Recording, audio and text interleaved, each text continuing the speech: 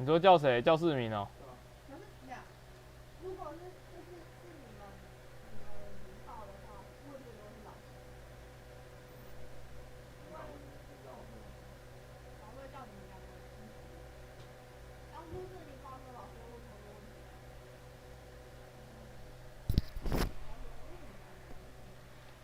你忘记了吗？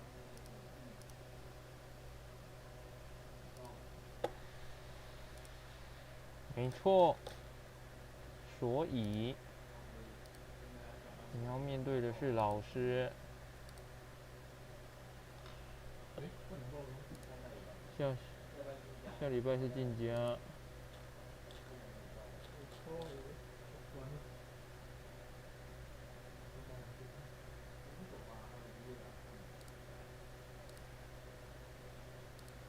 还久的嘞。希望再久一点。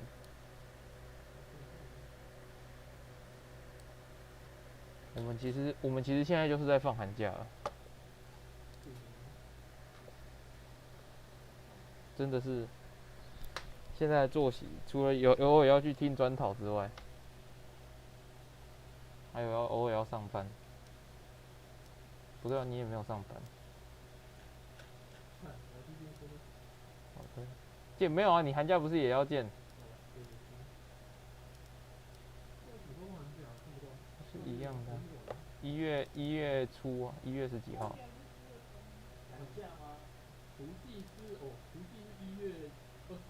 ？1月十几号？1月十几号？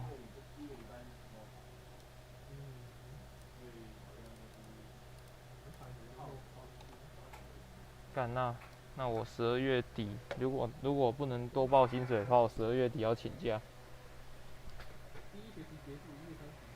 要不然一定一堆人跑来问我问题。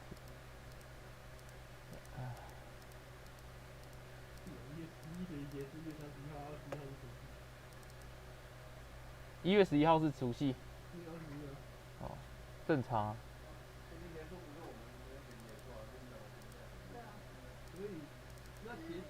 学期结束是快，对啊，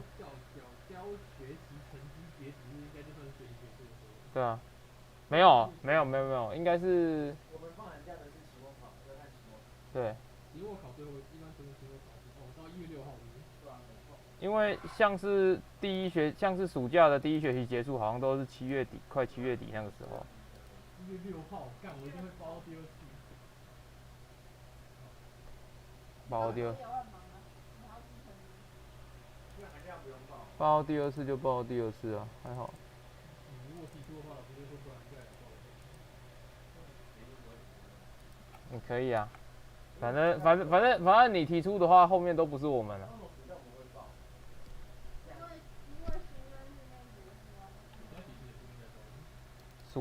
其实暑假也没有什么报啊，暑假我们就只有报前两次而已啊。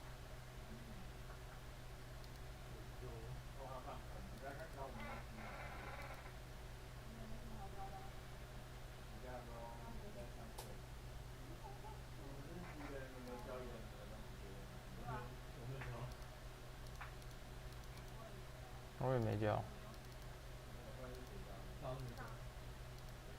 只有翔起跟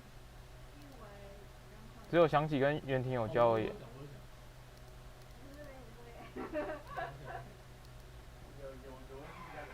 你是讲解啊，但是你也不是那个，我们也没有派作业。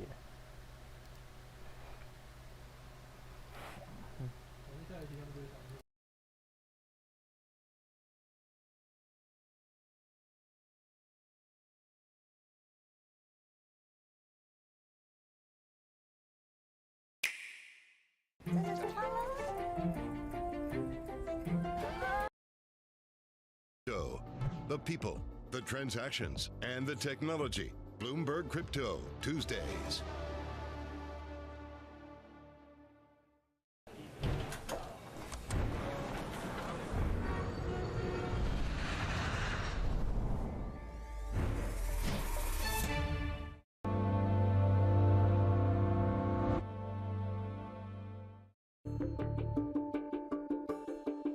So Ari Emanuel is a well-known person in the entertainment world, but there was another figure named Ari Gold. Yeah.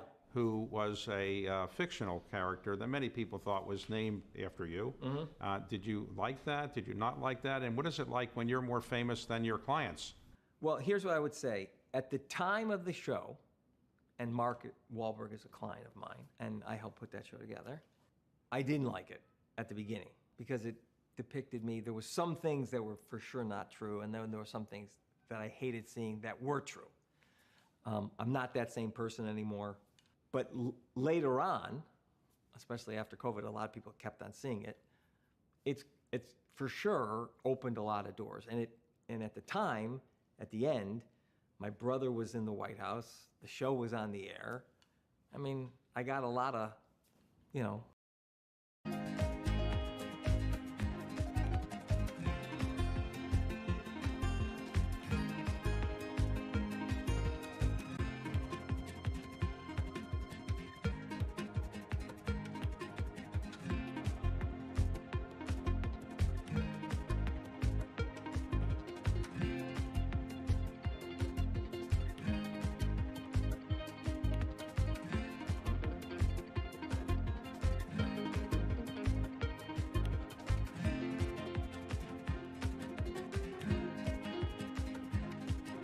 Countdown in Europe. From the financial centers of the world, Bloomberg Markets European Close with Guy Johnson in London and Alex Steele in New York. Real-time numbers, real-time analysis. Weekdays. You will shed light on dark matter. You will make aging optional. You will turn 5G up to 11. Because when you subscribe to Bloomberg, you won't just get news. You'll get insight into limitless possibilities, knowledge, and inspiration to feed your ambition. So before you invent, pioneer, disrupt, before you change the world, Bloomberg. Hydrogen has a very special place in the universe. It's the first element on the periodic table. It is the most abundant element in the universe. And when clean energy advocates think about what can we find which would be as easy to use as fossil fuels, they think about hydrogen, the fuel that will, when burned, only produce water. We like to imagine that if we just built enough of these and these, we could ditch fossil fuels and save the planet. Unfortunately, it's not that simple. There are some things where you just need good old-fashioned combustible fuel. Now startups around the world are betting that hydrogen can become the fuel of the 21st century. Japan's critical role in the global economy is changing as the world recalibrates. After decades of stagnation, Japan's leaders are forging a more innovative and sustainable path forward to revitalize the nation. Corporate giants, policymakers, and pioneers tell us how they're doing just that.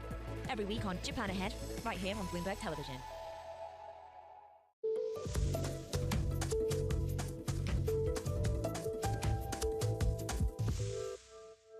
Welcome to the Earthshot Prize Innovation Summit. I'm Francine Lacqua here at the Plaza Hotel in New York City.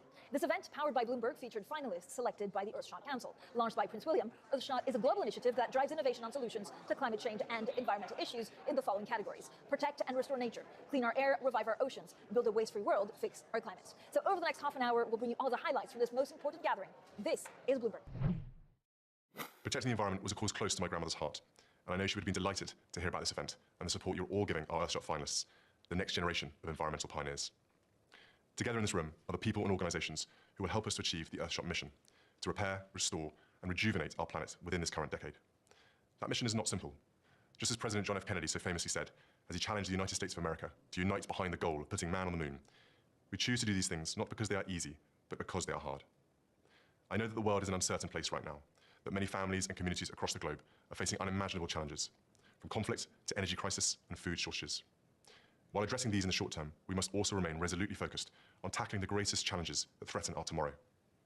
Because if we don't, the changing climate will only serve to entrench these immediate challenges into fundamental global issues, severely impacting the lives of each and every one of us. That is why our collective mission is so urgent. But there is huge reason to be optimistic. The 2021 cohort of Earthshot winners and finalists is evidence that we can succeed, that we can protect our world for our children, our grandchildren, and the generations that will follow them. These pioneers exemplify the leadership needed in this decade of change. They include inspiring activists, brilliant innovators, a forward-thinking city, and even an entire country making a real difference. But they cannot do it alone. This must be a team effort. We must come together behind their innovative solutions to ensure they reach their full potential with pace and scale. While my message today is one of gratitude and encouragement, I also acknowledge that you cannot succeed in isolation. As governments, we have a responsibility to create the incentives and the space for you to flourish, a receptive environment for change, and the accountability that comes with guardianship. In many nations, the foundation for this approach has been laid for us long ago if we choose to listen. Where I come from, Aotearoa, New Zealand, a beautiful place you must visit, our Indigenous people hold a worldview that every single living and non-living thing is connected. Our people, our plants, our animals, descendants of Ranganui, the Sky Father, and Papatuanuku, the Earth Mother, and their children. And so it follows that people and nature are kin, are family. And we must care for one another in the spirit of kaitiakitanga, which translates into guardianship by the people of the land for the next generation. In short, ko ahau te taiao, ko te taiao ko ahau. I am the environment, and the environment is me. Our life source, our economy, our future. Now, I've seen this in action firsthand many times, not least in my own backyard, the Pacific, where the ocean is a source of protein, income, culture, and connection. Now it is a source of challenge as it rises up and begins to inundate small island nations. It can be confronting to hear and see the stories of just how real these challenges are, but none of us are here because we have given up, but because we believe there is a way to change the future. We are not only part of the nature, but we are nature. Nature is living element. For Indigenous people, nature is whole. Our planet is alive. The rivers are her blood. The trees are her hair. The soil, her skin. The wind, her breeze. And Indigenous peoples, our planet, they know they are the doctor. We are protecting 80% of the world's biodiversity because our way of life do not harm nature. At the opposite, we strengthen ecosystems. We improve biodiversity by cooperating with the birds and trees, listening to the winds, observing the cloud, learning from even the little insect. We protect nature by setting up our own limits. We don't take more that Mother Earth can give, and we give back. We protect the sacred trees. We don't destroy field of the medicinal plants. We choose preciously the animal that we can kill just to keep the balance of the ecosystem. As all of us know in this fight, no one can afford to sit on the sidelines. No one can claim that climate change is somebody else's problem or shrug it off for future generations to address. We're all affected by a warming planet. We see that every day. And decisions being made right now will determine our shared tomorrow.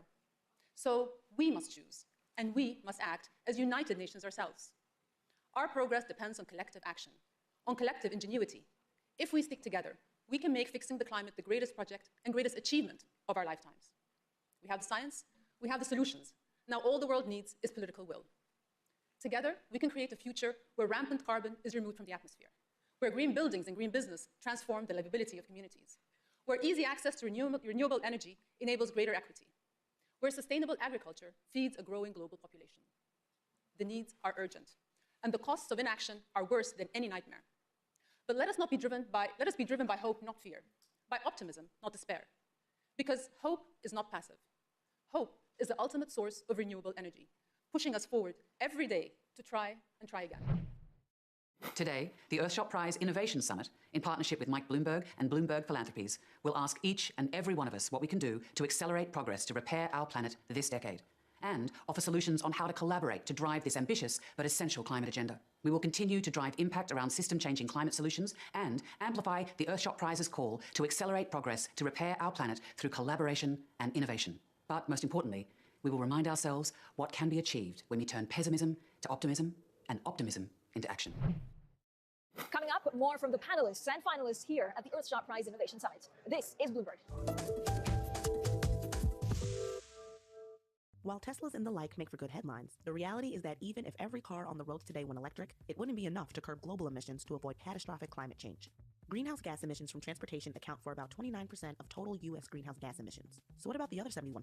Buildings across America burn fossil fuels to operate. What we want to do is make that all electric. Instead of burning oil and gas to give us the energy and electricity we need, we want to do 100% clean energy, all electric. We want to turn buildings into Teslas. Just like a Tesla or an electric vehicle is all electric with no fossil fuels, we want to do that with our buildings. And if we can do it in one building, we can do it in all buildings. And if we do it in all buildings, we'll reduce 30% of U.S. greenhouse gas emissions.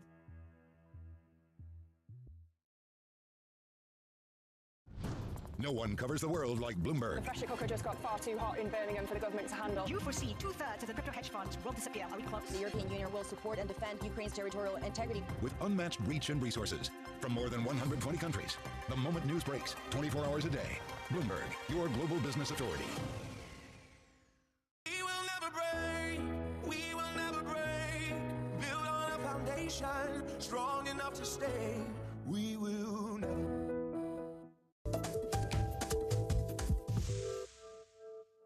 Welcome back to the best of the Earthshot Prize Innovation Summit. The guests featured ranged from heads of state to leaders of grassroots environmental organizations. Well, amongst them was philanthropist and Microsoft founder Bill Gates.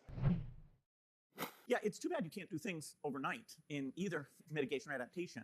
When I last went through Europe, the leaders were all saying, hey, give me technologies so I can tell Putin to get lost. And I said, hey, in 5 years, you're going to be able to call him up. And they were like, no, we'd like it now. It's the here and now. Okay, how's your planning permission regime and all the planning for that future grid? Seeds, typically between the time you start and they get out in the farmer's fields, is about 8 years. Now we have a pipeline of innovations.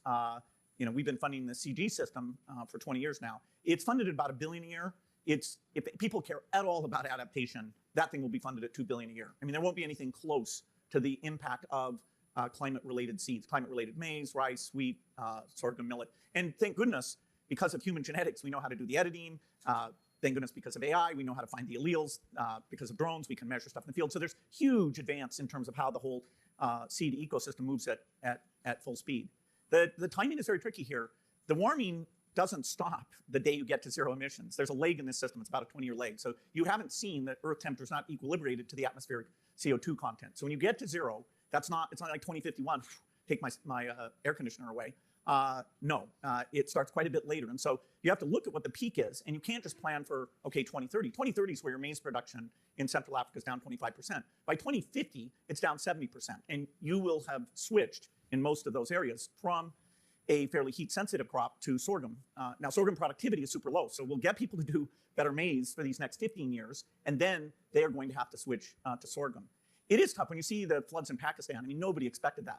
If the goal of climate was to make us pay attention, wow, that is way beyond expectation. So some adaptation money literally will just be disaster recovery money. The boundary of what's what is also pretty confusing. I mean, what is food aid?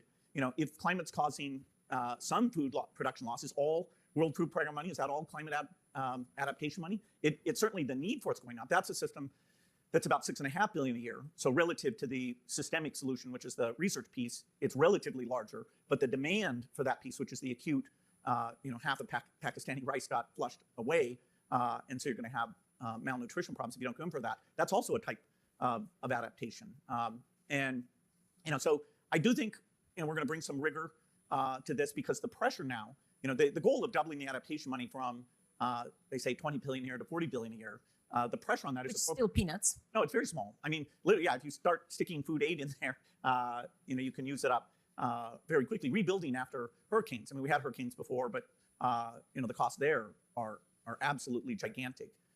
There are ways of stopping wildfires. There are ways of dealing with sea level rise. So the innovation agenda, not just on seeds, the innovation agenda is going full speed on mitigation. That's where there's 100 companies, Breakthrough Energy's funded.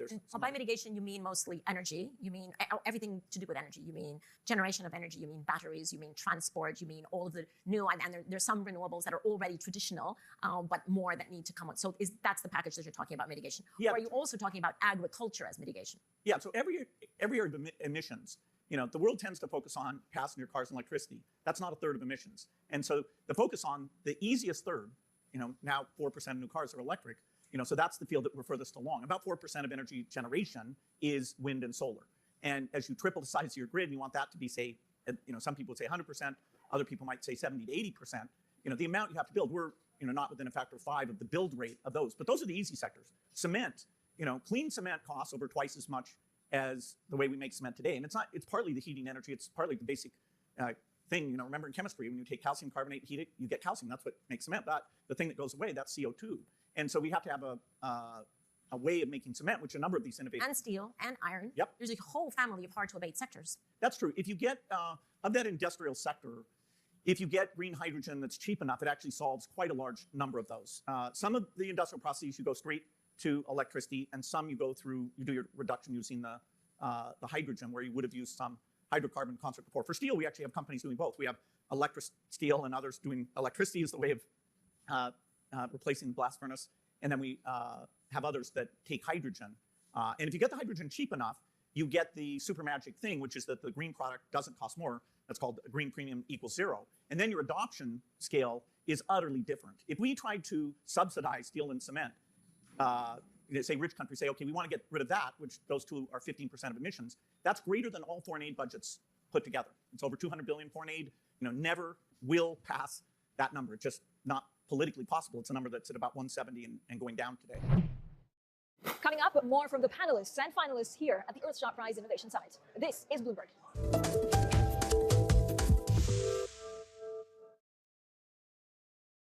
So what's the best investment advice you've ever been given by anybody? The compound interest, the compounding of returns is an incredible miracle of business, finance, and human existence.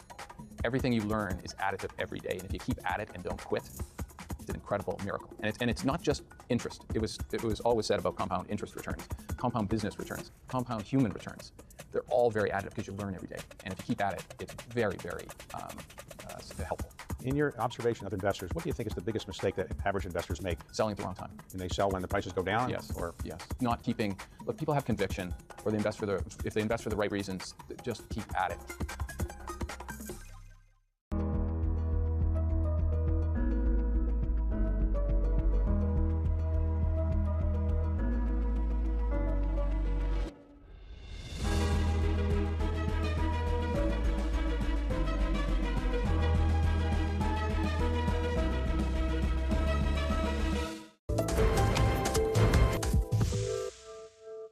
Welcome back to the Earthshot Prize Innovation Summit.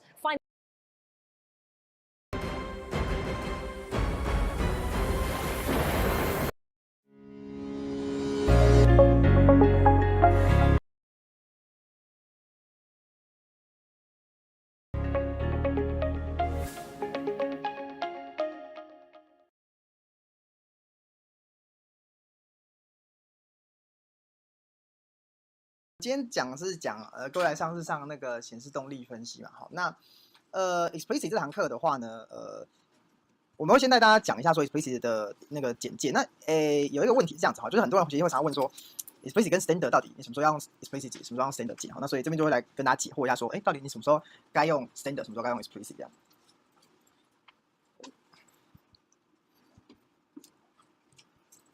好，那什么是 explicit dynamics？就是。其实这东西在我们以前在讲 basic， 对，不好意思，我先调查一下，完全没有上过基础训练课程的人，可以举个手吗？可是因为你已经那个，然后2位是不是？好，那我看一下哦。好，其实讲这东西的时候呢，我比较喜欢就直接把 basic 的东西拿出来讲哈。等我一下哦。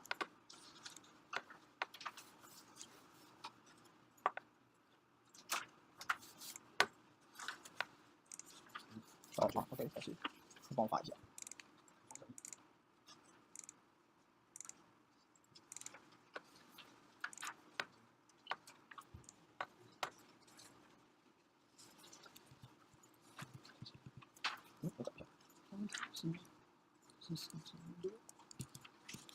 好，其实我们现在讲的这一条方程式在基础训练课程的时候，其实有跟大家讲过。那因为 Explicit 这堂课我们没有翻译，所以 Explicit 其实这堂课所有的课本全都是原厂的英文。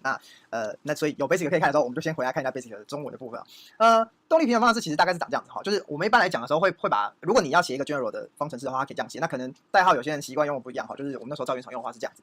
那这条方程式里面呢，之前我们在讲基础训练课程的时候，其实我们几乎是不会有前面的2项的，就是如果你只看这里的话。你如果只看后面这一段的话，就是 k 乘上 u 等于 p， 这东西就是胡克定律哈，就是弹簧的那个 k 系数，然后你的位量那就等于外力嘛，好所以这个东西是最简单的胡克定律。那再把东西再往前加的话呢，就会加上阻尼如果有一个阻尼矩阵的话，那阻尼矩阵跟节点速度，也就是位移的一次微分的话呢，这相乘就会变成阻尼力。那质量矩阵就是 m 的话呢，如果你乘上那个你的节点加速度的话，它就变惯性力。好，这条方程式是非常 general 的动力平衡方程式。那因为会随时间变化，所以你会发现有很多东西会有括号 t， 它是 function t。OK， 所以这条东西是动力方程式。那基本上我们在解真的动力问题的时候，也就是解这一条好，那我们回来看一下。好，所以其实这条方程式呢，它已经把它写成这样子，原因是因为那个 i 啊，那个 i 是我来看一下，这里那个 i 就是这个，好 ，i 是这一个矩阵，就是 c 跟 k 这样整个加起来，那所以它是像 m 嘛，对不对？所以你会发现它其实已经简化成这个样子。OK， 它会简化成这样子。好，那这条方程式基本上就是你所有动力方程式都用这条来再解就可以了。那它可以包含所有的 mechanical system， 然后也包含了所有的非线性，也包含所有非线性。OK。那对于 explicit 来说，explicit 跟 standard 有一个蛮大的差异是，我们要先讲一件事情是，它是那个它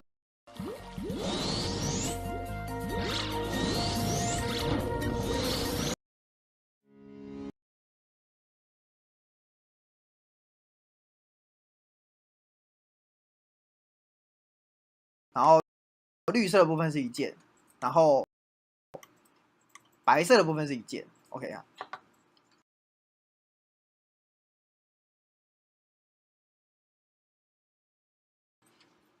好，那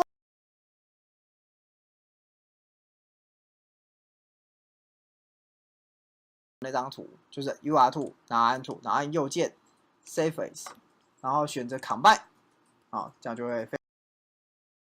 他们两个其实是互补的，他们两个是互补的。我翻过头，我翻过头来，等我一下。哦，这漏了一眼，为什么不见？好，Dynamic Explicit 的话呢，它是一个就是运动方程式对时间积分的数学技巧。我们这边有写哈，这边好。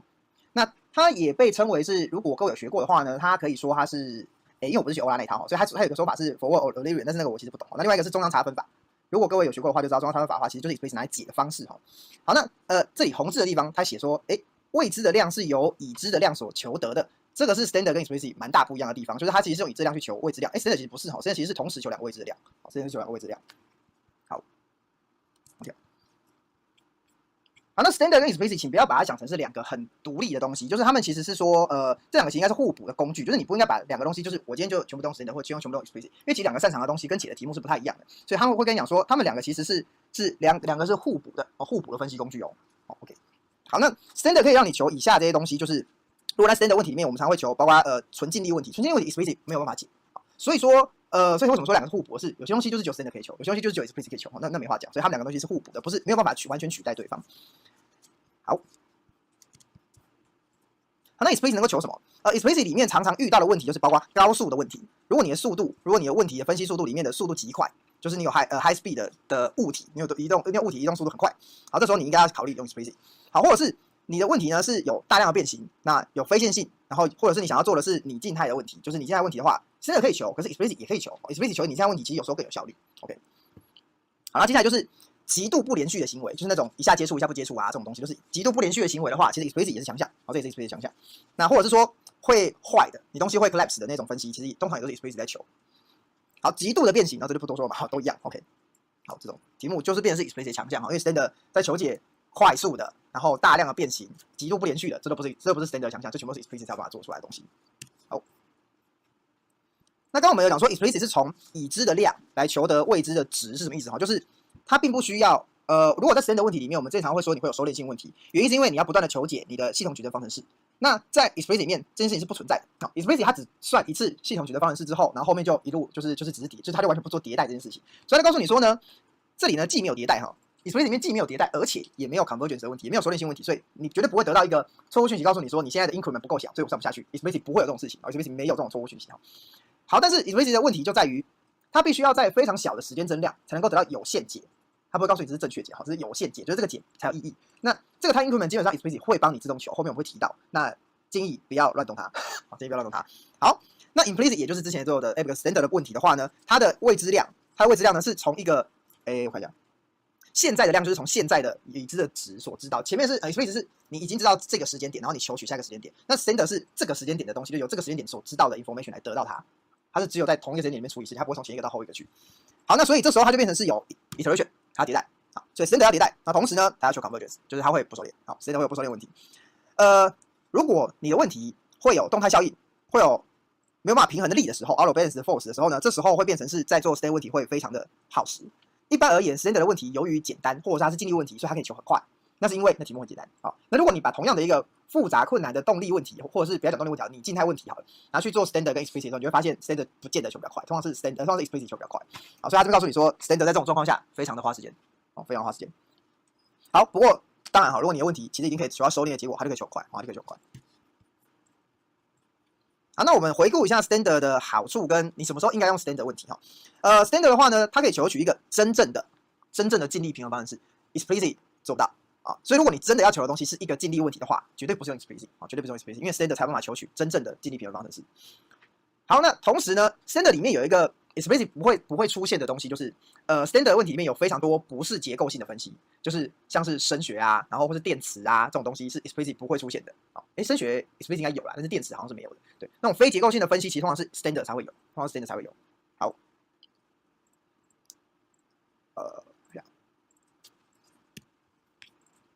好，那你什么时候应该用 explicit？ 好， explicit 的好处就是，你看它是被设计用来做高度的不连续的分析，高速的动力分析啊，所以只要你的问题是这样，本质是这样，就该用它，好，就该用它。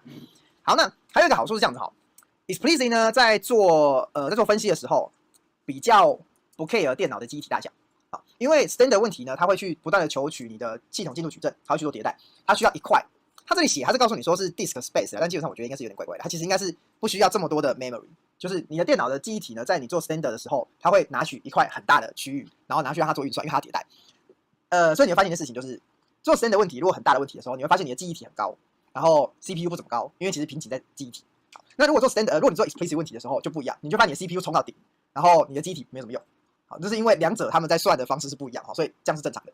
然后上次有一次去帮客户上课的时候，他就说他觉得为 standard 问题那个两个都没有跑到100%，看起来很不爽那样。然后他就跟我说什么有一套软体啊，那个跑起来两个都100%，可是我觉得那个都是 idle 而已，就是不可能，实在是很不可能。你有个东西可以就是100%两个都用到满，我觉得那个其实只是那个软体全部抓去用，然后没有拿去用而已。好，没有拿去真的做事情。好，所以对于很大的分析，如果对很大的分析来说，一般来讲 explicit 是比较有效率的。好，那同时 quasi-static 的问题，你现在问题的话 explicit 是好东西，好 explicit 是好东西。好，所以什么时候你该用 explicit？ 那这里有一个，除了我们刚刚前面讲的那些，你知道问题的本质之外呢，还有一个东西是他这里提供你的。他说，你决定到底要用 standard， 或者是你决定要用 explicit 呢？其实有一个说法是这样子，就是取决于你到底要做出多么平滑的结果。取决于到底要做多么平滑的结果。那一般来讲，如果你的问题想要做到很平滑的结果的话 ，explicit 是可以做到比较好的。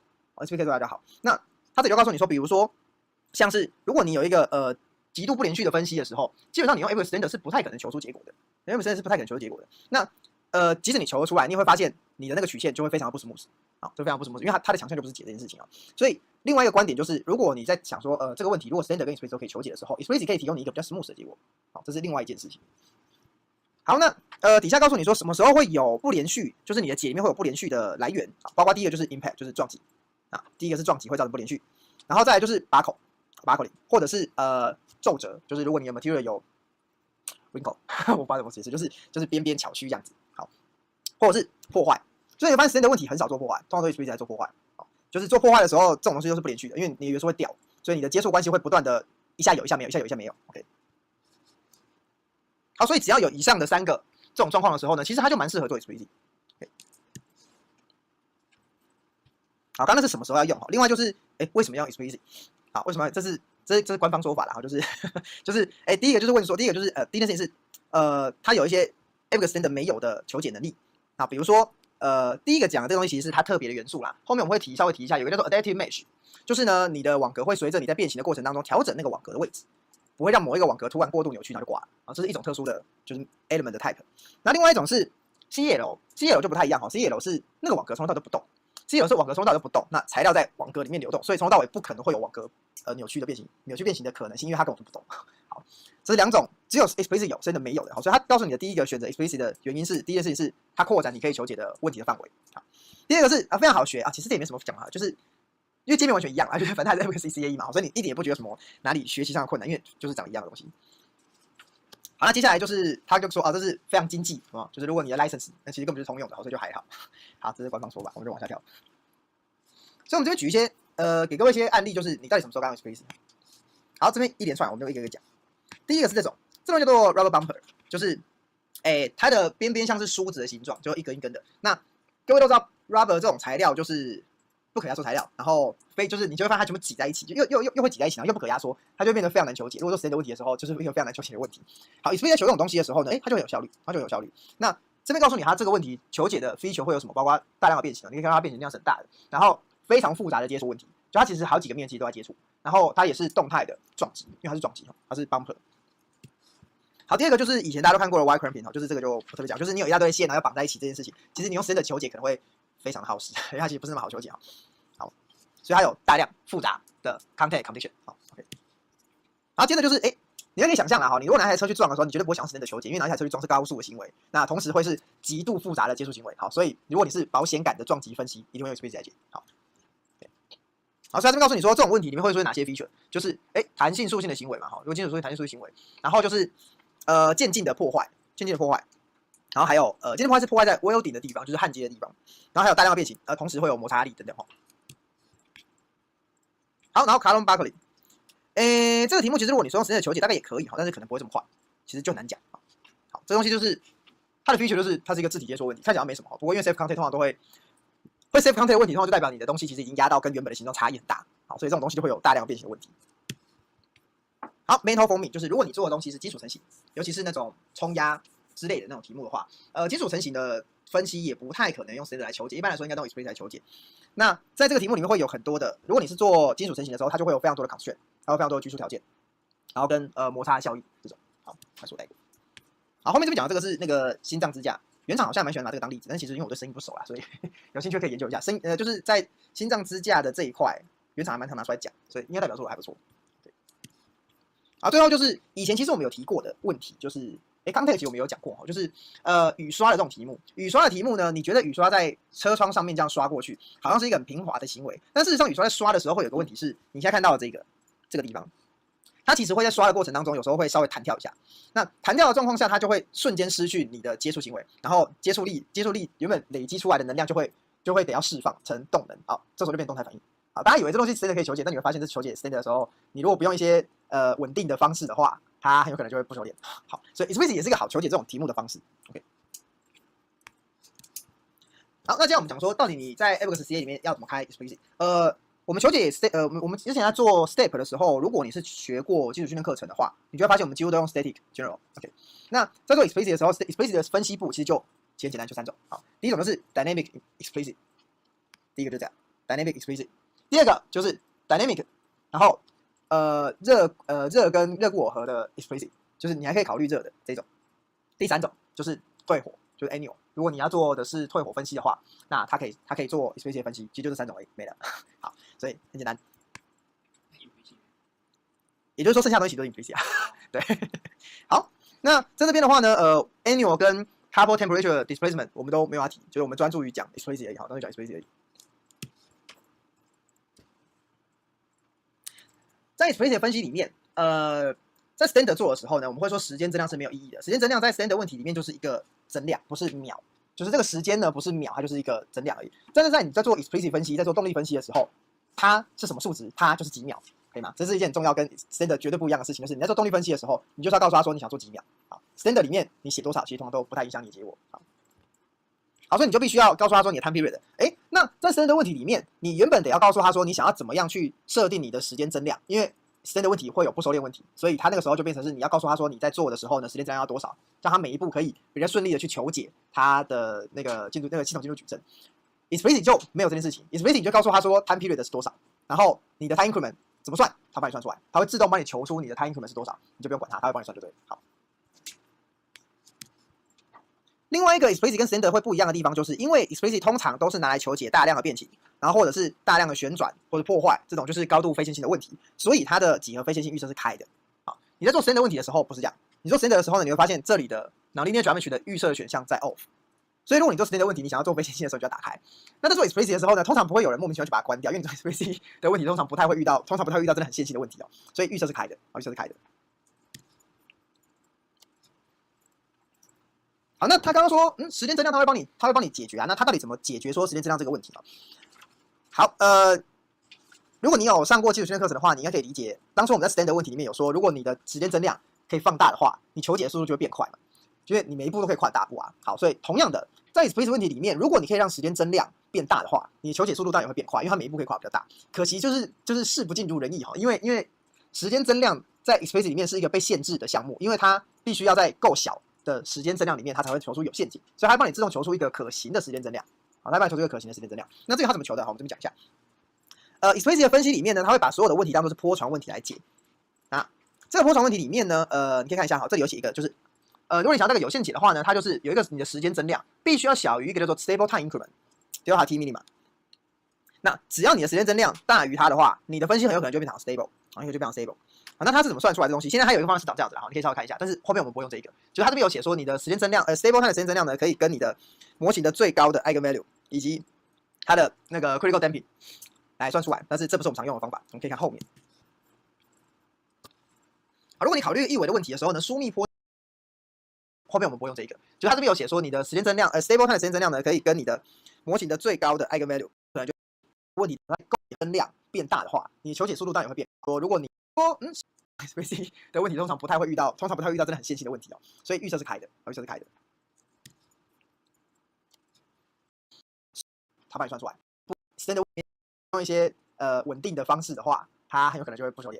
好，所以 explicit 也是一个好求解这种题目的方式。OK。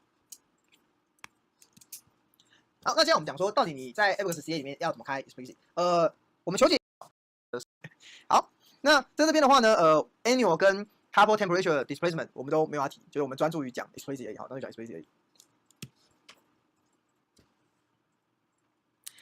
在 explicit 分析里面，在 standard 做的时候呢，我们会说时间增量是没有意义的。时间增量在 standard 问题里面就是一个增量，不是秒，就是这个时间呢不是秒，它就是一个增量而已。但是在你在做 explicit 分析，在做动力分析的时候，它是什么数值，它就是几秒，可以吗？这是一件很重要跟 standard 绝对不一样的事情，就是你在做动力分析的时候，你就是要告诉他说你想做几秒。好 ，standard 里面你写多少，其实通常都不太影响你的结果。好，所以你就必须要告诉他说你的 time period。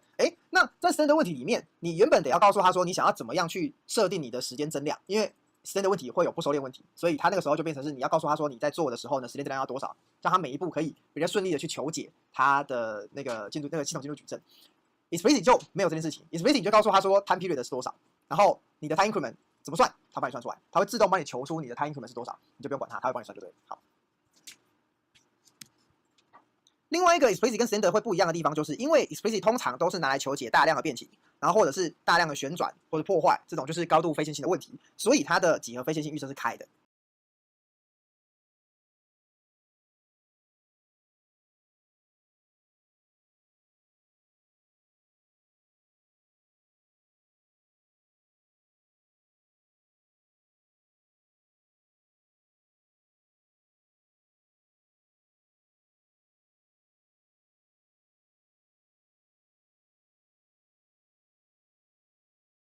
YouTube Premium 让你观看影片不受广告干扰，尽情享受你喜爱。There are instances where when you're taking an image, the image is actually being convolved inadvertently by some kind of a kernel. A very good example of this is motion blur. You might be holding your camera, and when you take the picture, you press on your phone or your camera, and there's a little bit of shake. And what really happens is that your ideal image, your sharp image, is being convolved by a motion blur function.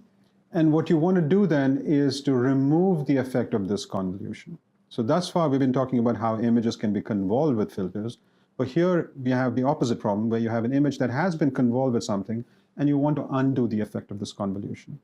That process is called deconvolution, and it turns out that it's much easier to do in frequency domain using the Fourier transform. So here's a problem of motion blur. You have a scene, f of xy, or the ideal image of the scene, and because of motion blur, you end up convolving this image with the point spread function of the motion blur, which we'll call hxy, and you end up getting a smeared image that looks like this. So you have f convolved with h gives you g, which is the image that you capture. What you'd really like to capture is the image f. But the damage is done. So how do we undo this damage is the question.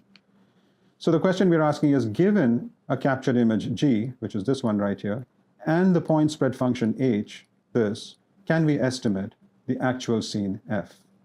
Now, where does the point spread function come from? Well, there's many ways to do this, but if you look at your phone, your smartphone, for instance, it has something called an inertial measurement unit, an IMU, embedded inside of it, which has accelerometers, it has a gyroscope, and so on. As a result of which, when you move the camera, when you shake the camera during the capture, you can actually estimate the motion of the camera itself and use that to create a point spread function right here. So we'll assume that we have this, and we have this, and we want to find f. How do we do this? Well, we use the Fourier transform to do this. So let's take a look at how this can be done, deconvolution. So let f prime be the image that you're going to recover. We call it f prime and not f because after your recovery process, f prime may not be exactly equal to f. So we'll say that f prime convolved with h is equal to g. So we know what to do here. If we take the Fourier transform, you get f prime uv, h uv is equal to g uv. And so it appears that to get f prime, all you need to do is divide g by h. And then, of course, you can take the inverse Fourier transform, and you can get f prime. So that sounds pretty straightforward, and let's see how that works. So here you go. You have your original, the image that you captured, and you have your point spread function, which is somehow measured or given to you. And we want to deconvolve the original image with the point spread function to get the result. So what we do is we take the Fourier transform of the image, we take the Fourier transform of the point spread function, and we divide the Fourier transform of the image with that of the point spread function, and we get the Fourier transform of your recovered image. That to get f prime, all you need to do is divide g by h, and then, of course, you can take the inverse Fourier transform, and you can get f prime. So that sounds pretty straightforward, and let's see how that works.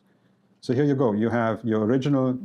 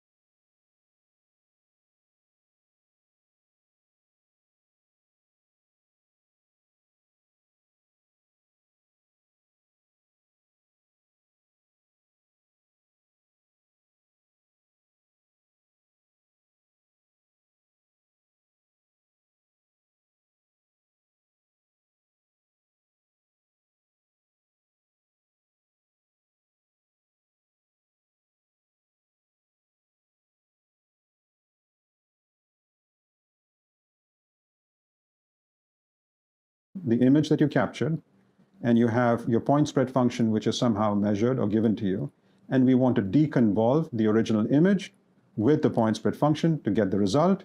So what we do is we take the Fourier transform of the image, we take the Fourier transform of the point spread function, and we divide the Fourier transform of the image with that of the point spread function, and we get the Fourier transform of your recovered image. And now if you take the inverse Fourier transform of this, you end up with this image. Works really well. You get a perfect image here, very good reconstruction. You compare this with this is clearly what you want. Now we have a little bit of a problem, and that problem, as is often the case, is noise. So the way noise works here is that you are capturing the image, you shake the camera a little bit, and as a result of which the optical image that's falling on the sensor itself is changing while the sensor is integrating the image. That's where the smearing happens. But then as you read out, remember that from our image sensor lecture, we have photon to electron conversion that's happening at the pixel. But then after that, we have electron to voltage conversion that happens. And there's various sources of noise. There's read noise, quantization noise, thermal noise, and so on and so forth. So this noise essentially gets added to the image after the motion blur takes place. And then you get this noisy motion blurred image. So now let's take a look at this deconvolution process that we just discussed. How well does it work in this particular case? In other words, can we actually afford to ignore noise and just do what we did? So let's take a look at this. So this is your new image, G, except that it has noise in it this time. And this is your PSF. You find the Fourier transform of both, divide them, and you end up with this Fourier transform. And if you take the inverse Fourier transform of this, we hope that we get a reasonable image. But in fact, we get this. We get an image that is overwhelmed by the noise. The noise is amplified. And in fact, the signal that we're looking for, which is F, is both. The smearing happens. Camera, good reconstruction. If you compare this with this is clearly what you want. Now we have a little bit of a problem. And that problem, as is often the case, is noise. So the way noise works here is that you are capturing the image, you shake the camera a little bit, and as a result of which the optical image that's falling on the sensor itself is changing while the sensor is integrating the image. That's where the smearing happens. But then as you read out, remember that from our image sensor lecture, we have photon to electron conversion that's happening at the pixel. But then after that, we have electron to voltage conversion that happens. And there's various sources of noise. There's read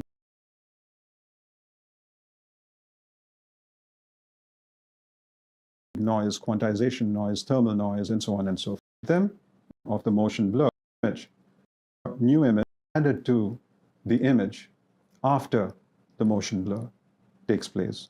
And then you get this noisy motion blurred image. So now let's take a look at this deconvolution process that we just discussed. How well does it work in this particular case? In other words, can we actually afford to ignore noise and just do what we did? So let's take a look at this. So this is your new image, G, except that it has noise in it this time. And this is your PSF. You find the Fourier transform of both, divide them, and you end up with this Fourier transform.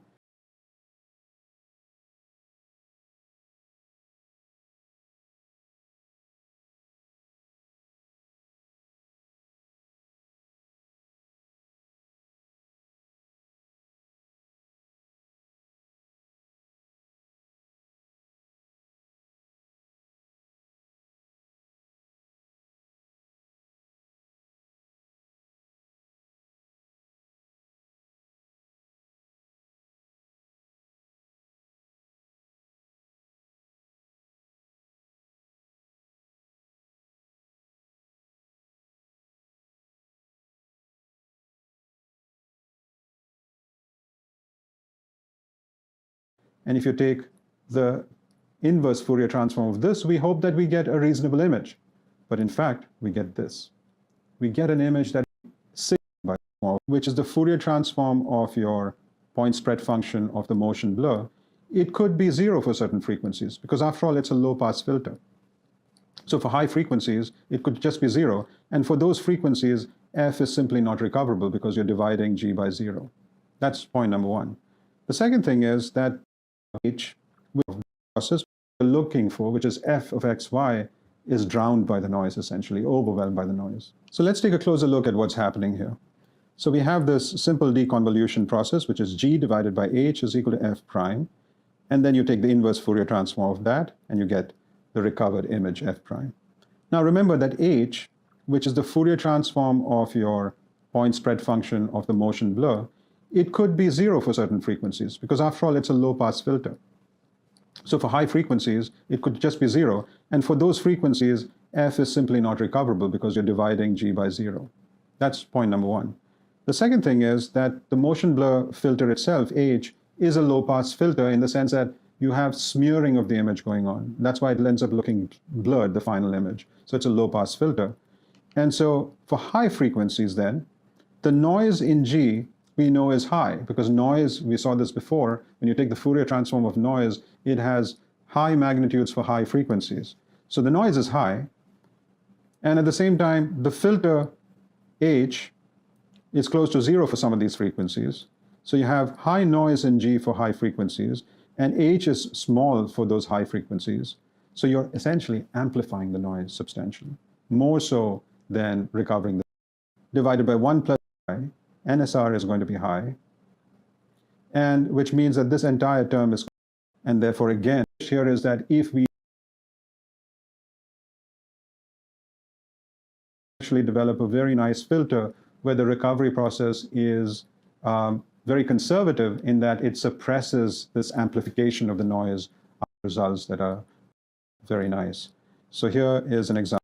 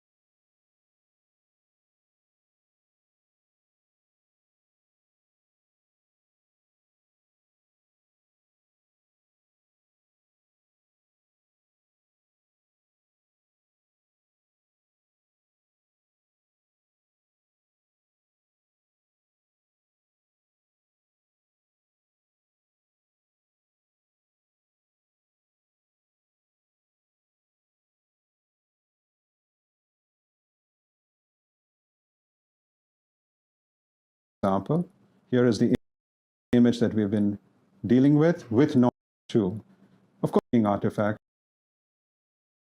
Of course, this is not a perfect image. You have some graininess to the image, a little bit of ringing artifacts, but clearly this image is much clearer than the captured image.